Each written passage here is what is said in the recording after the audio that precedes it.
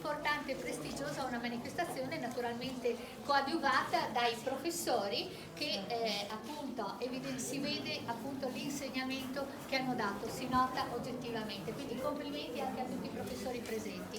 Io adesso vorrei chiamare vicino a me un'eccellenza del nostro Friuli, ne abbiamo tante eccellenze, ve ne presentiamo un'altra. Abbiamo qui con noi il dottor Travein, che è il presidente del Fogolar Civic e il presidente del circolo universitario Accademia dal Friuli, dico bene? Ecco, e è un po' una bomba quello che dirà, no? Perché uno non so cosa vuol dire, gli ho dato carta bianca, per cui sono curiosa di sentire di cosa ci parlerà. Senz'altro non sarà tempo perso perché, ripeto, è un'eccellenza dal punto di vista storico-culturale del nostro Friuli. Quindi ascoltiamolo e un grosso applauso e grazie per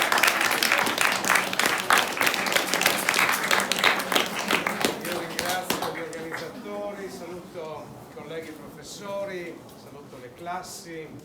E allora finora si è parlato di cose belle, io parlerò di cose brutte. No, perché ci sono anche quelle. no. E però anche le cose brutte fanno parte della nostra vita e alle volte sono la necessità per migliorare le cose che non vanno. Parlo di ribellioni, di insurrezioni, del sogno di ribaltare il mondo e di rimetterlo a posto in un modo migliore. O sussusse il mon si strucchie, qualchidun lo drecciarà. La giustizia fatte a gucchie non si può lui sopportare, scriveva Gabriele D'Annunzio, un grande della poesia italiana, riportando un'antichissima billotta friulana. Se il mondo si capovolge, qualcuno non rimetterà a posto, ma la giustizia che si fa tirannide non si può accettare. Perché parlo di queste cose? Perché Carnevale in questa parte d'Europa ha significato nella storia anche, e forse innanzitutto, ribellione contro la tirannide. A pochi passi da casa mia, io sono udinese, di antica origine, a pochi passi da casa mia c'è un pozzo che ha visto scoppiare la prima grande rivolta popolare dell'età moderna in Europa. La Crudel Zobiagrassa o Joibegrasse, 27 febbraio 1511, per la prima volta un'ondata popolare prende le armi e si ribella ai potenti del tempo. Palazzi, castelli vengono presi d'assalto, dati alle fiamme. I friulani si ribellano ai loro potenti. Divampa una rivolta in tutto il Friuli il giorno del Giovedì Grasso. E da questa rivolta, tra l'altro, nacque anche la storia di Giulietta Romeo. il giorno dopo, no? Il giorno dopo, Stessa, in pratica, no? Nel luogo stesso, siamo in Piazza Veneria. Ecco. Quindi faccio questo richiamo perché è importante che in particolare gli alunni cittadini di questa parte d'Europa abbiano coscienza di qual è il ruolo della nostra storia nella conquista, che è una conquista giorno dopo giorno, nell'affermazione giorno dopo giorno del diritto alla ribellione contro i tiranni.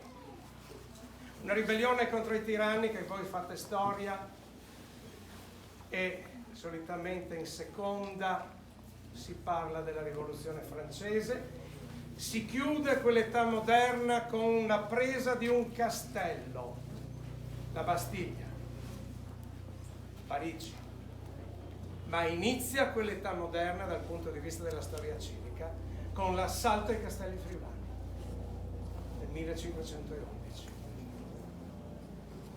E faccio un ultimo riferimento, perché si è parlato naturalmente di Carnevale, si è parlato di Venezia, il più famoso, il più trasognato dei carnevali della nostra Europa, il più antico, uno dei più antichi, dicono riconosciuti come tali. Ebbene, giovedì grasso, ho parlato di giovedì grasso, la festa del giovedì grasso a Carnevale a Venezia si lega direttamente, guarda caso, con la storia di questo unico crocevia d'Europa che è la nostra terra friulana.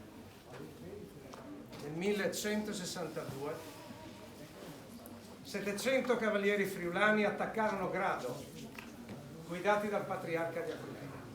Il patriarca di Aquileia, che era il signore del Friuli, era il principe del Friuli, principe dell'Istria e principe della Slovenia, oggi direi. Quindi un signore internazionale, una potenza internazionale, attacca Grado. La cavalleria friulana attraversa il mare e occupa la città. Interviene Venezia, la Repubblica di Venezia, che proteggeva Grado in quel momento, prende prigioniero il patriarca di Aquileia, prende prigioniero il suo consiglio, prende prigionieri i cavalieri friulani e li porta a Venezia. Noi vi restituiremo la libertà ad un patto, dicono i veneziani.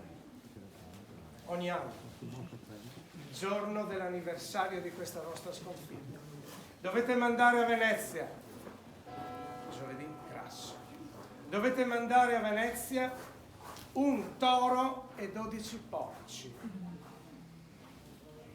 che verranno uccisi in piazza.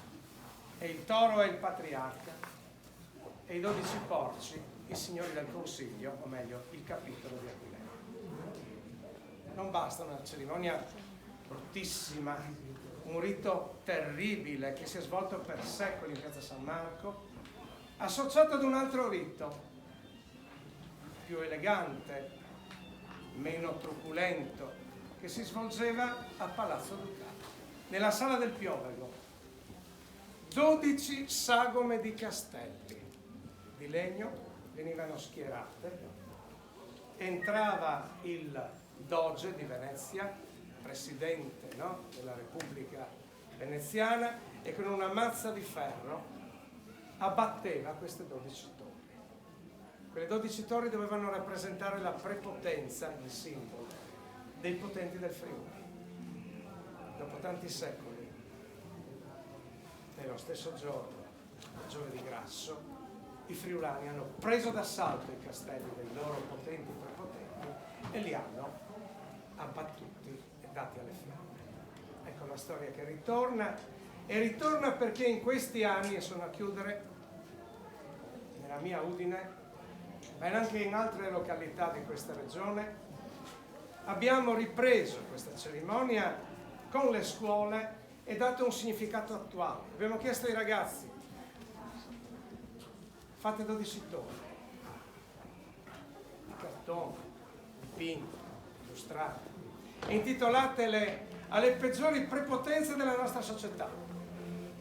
E allora il vostro preside, che è un po' il vostro doge, no? È un po' il vostro riferimento, oppure il sindaco della vostra città, il giorno del giovedì grasso, venga ad abbatterle con un bastone che voi consegnerete all'autorità. Per dire che cosa? Per dire che ci sono delle cose da eliminare dalla nostra vita, ci sono delle negatività da eliminare dalla nostra vita. Cominciamo a individuarle e saremo migliori. Anzi, innanzitutto, voi che siete il nostro futuro sarete migliori. Grazie. Bravo. E in bocca al lupo. Bravo.